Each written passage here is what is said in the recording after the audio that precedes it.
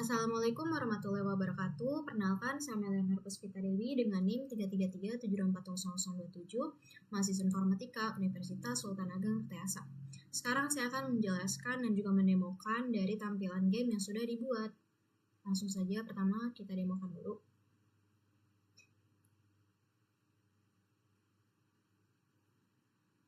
Oke, setelah itu kita jalankan seperti ini.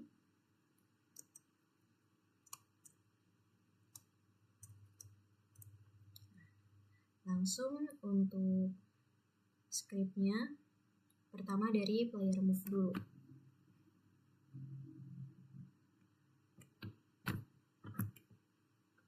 Nah, di sini kode player move ini adalah script untuk mengatur pergerakan karakter pada game 2D-nya. Nah, script ini menangani beberapa fungsi, yaitu pertama ada gerakan kanan sama kiri, lalu ada lompatan, lalu bisa membalikkan arah karakter secara otomatis, lalu mengatur agar karakternya tidak melompat terus-menerus. Jadi script ini menggunakan Psychic Unity sehingga melalui komponen Rigid Body 2D untuk gerakannya agar lebih natural karena dipengaruhi oleh gravitasi. Nah, di bagian paling atas ini terdapat Using System Collection, lalu ada Using System Collection Generic dan Using Unity Engine. Nah, di sini ada Using Unity Engine, itu library utama yang berisi berbagai fungsi penting untuk membuat gamenya seperti kontrol, input, psychic, game object, dan transformasi objek. Lalu ada System Collection. Nah, System Collection ada System Collection Generic juga untuk struktur data seperti array atau list. Lalu selanjutnya di sini membuat kelas player movement monobehaviors. Nah, kelas ini mewarisi monobehaviors, yaitu kelas dasar pada Unity yang memungkinkan script dipasang pada game object dan dapat menggunakan fungsi bawaan Unity seperti start, update, dan juga fix update. Nah, dengan adanya monobehaviors ini, scriptnya dapat berjalan mengikuti siklus game Unity. Nah, di dalam kelas ini juga ada beberapa variabel. Pertama ada float horizontal input di sini. Nah, variabel horizontal input ini untuk menyimpan input pergerakan horizontal pemain. Nilai ini berasal dari keyboard, misalkan tombol A atau D atau tombol panah kiri dan kanan. Nah, selanjutnya terdapat variabel berikut. Pertama ada public float move speed dengan 5, lalu public float jump power. Nah, pertama ada public float move speed ini untuk menentukan kecepatan gerak karakter, sedangkan untuk jump power itu untuk kekuatan lompatan karakter. Karena menggunakan keyword public, nilai kedua variabel ini bisa diubah langsung melalui inspektor di Unity-nya tanpa mengedit langsung di script ini. Selanjutnya ada di sini Rigid Body 2D. Nah, variabel ini untuk menyimpan komponen Rigid Body 2D dari player. Nah, komponen ini memungkinkan karakter menggunakan Psychic Unity seperti gravitasi, gaya, collision, dan velocity. Nah, dengan adanya Rigid Body 2D ini, karakter dapat bergerak secara realistis. Lalu ada dua variabel boolean di sini, ada boolean is facing right sama boolean is jumping. Nah, kalau is facing right ini untuk mengetahui arah hadap karakternya. Jadi, kalau misalkan bernilai true, berarti karakter ini menghadap ke kanan. Jika false, itu artinya karakter menghadap ke kiri. Jadi, variabel ini untuk membantu proses membalik sprite ketika karakter bergerak. Sedangkan untuk yang is jumping ini untuk mengetahui apakah playernya sedang melompat atau tidak. Jadi, variabel ini penting agar playernya tidak melakukan double jump atau melompat berkali-kali di udara. Selanjutnya pada fungsi start di sini void start. Lalu ada RB sama dengan get component Rigid Body 2D. Nah, di sini fungsi start sendiri itu untuk dijalankan sekali saat game dimulai. Ini untuk script mengambil komponen Rigid Body 2D yang ada pada game object player menggunakan RB sama dengan get component Rigid Body 2D. Artinya variabel RB ini sekarang terhubung dengan Rigid Body 2D milik player sehingga scriptnya dapat mengontrol gerakan psikis karakter. Lalu Di sini ada RB freeze rotation sama dengan true. Ini untuk mengunci rotasi karakternya. Jadi tanpa pengaturan ini, karakternya bisa berputar ketika bertabrakan dengan objek lain akibat Psychic Engine Unity-nya. Pada game platformer 2D, biasanya karakter ini harus tetap tegak sehingga nanti rotasinya perlu dibekukan. Selanjutnya ada fungsi update di sini. Nah, jadi fungsi update ini dijalankan terus-menerus setiap frame-nya selama game berjalan. Fungsi ini biasanya digunakan untuk membaca input dari pemain. Nah, pertama ada horizontal input get axis horizontal. Ini untuk membaca input horizontal dari keyboardnya. Jika pemain menekan tombol kanan, maka nanti nilainya jadi 1. Kalau misalkan kiri, jadi -1. Jadi jika tidak menekan tombol apapun, maka nilainya 0. Kemudian terdapat pemanggilan flip sprite. Ini untuk membalik arah karakter sesuai arah gerak playernya. Jadi ketika playernya bergerak ke kanan, karakter akan menghadap ke kanan, dan saat bergerak ke kiri, karakter akan menghadap ke kiri. Nah, selanjutnya di sini ada kondisi di mana akan berjalan jika tombol space-nya ditekan dan player tidak sedang melompat. Input get key down ini hanya membaca input sekali saat tombol pertama kali ditekan. Nah, jika syarat terpenuhi, maka dijalankan nih nanti RB linear velocity ini. Nah, di sini kode ini mengubah velocity rigid body 2D pada sumbu Y sehingga player terdorong ke atas dan terlihat melompat. Nilai X-nya tetap dipertahankan agar gerakan horizontalnya tidak berubah.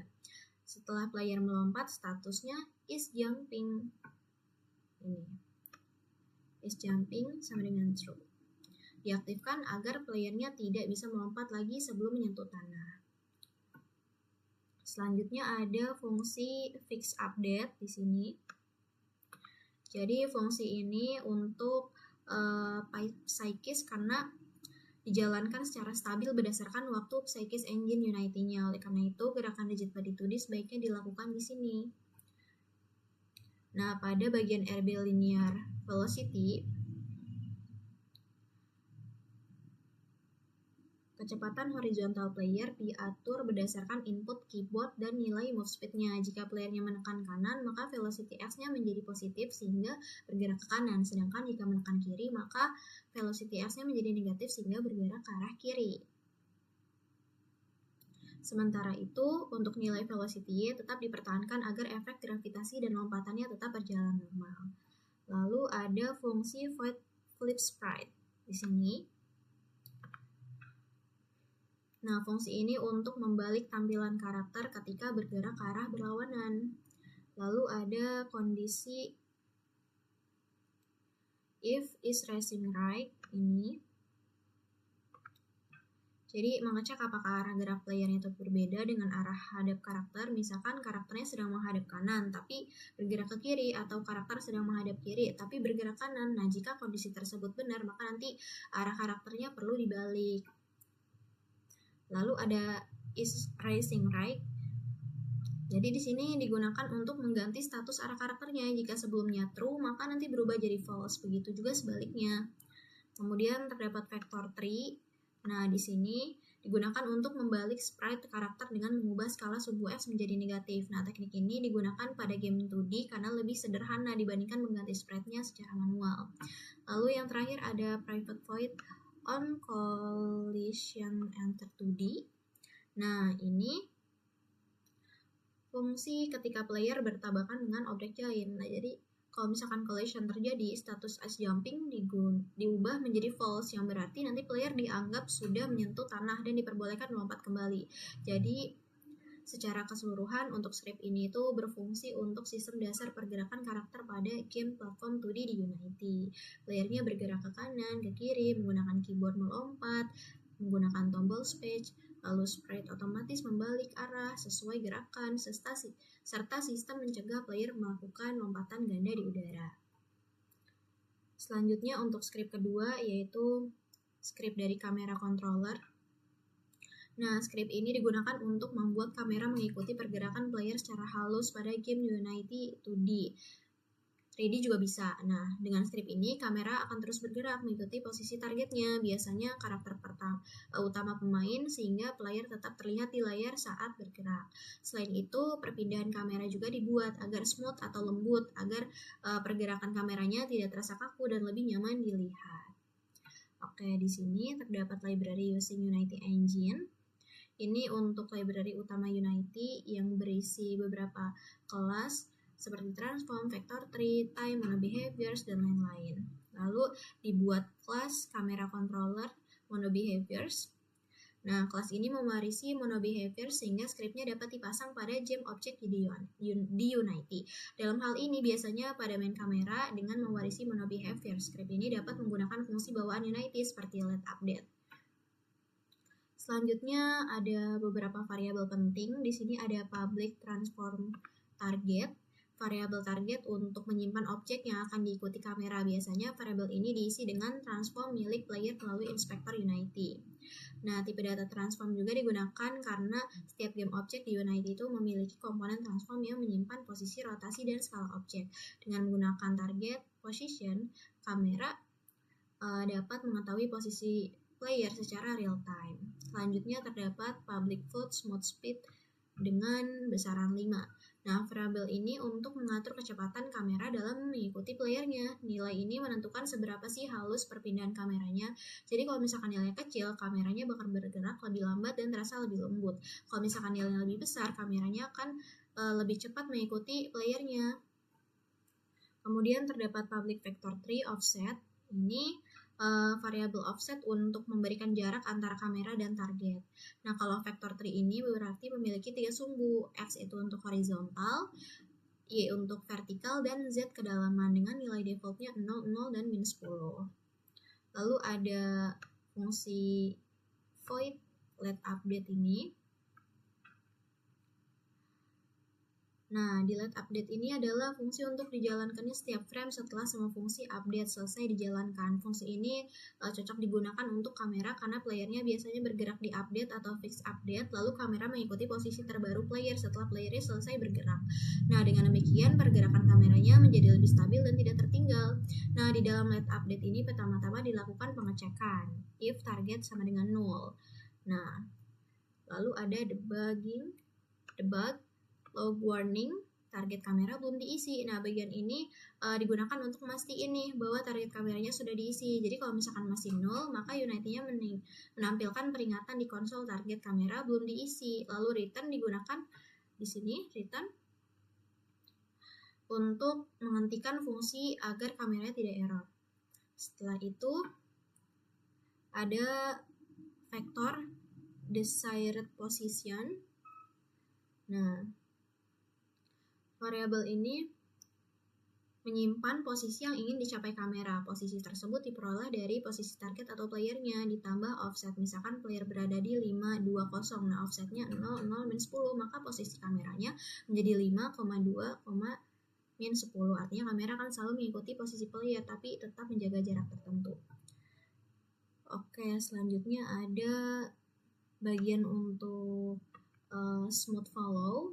Bagian ini inti dari sistem kameranya agar lebih halus lagi. Kalau transform position ini posisi kamera saat ini. Lalu untuk vector tree lerp itu fungsi interpolasi linear yang digunakan untuk memindahkan posisi secara bertahap dari posisi awal menuju posisi tujuan. Formatnya itu vector tree lerp, posisi awal, posisi tujuan, lalu kecepatan. Nah, selanjutnya ada time delta time di sini. Nah, ini merupakan fungsi yang digunakan agar pergerakan kameranya tetap konsisten di berbagai FPS. Tanpa delta time, pergerakan kameranya bisa terlalu cepat atau kadang terlalu lambat tergantung performa komputernya. Jadi hasilnya nanti kameranya tidak langsung teleport ke posisi player, tapi bergerak perlahan mengikuti player secara smooth. Jadi efek ini membuat kamera terasa lebih natural dan nyaman dilihat pemain. Nah, mungkin itu saja yang bisa saya jelaskan.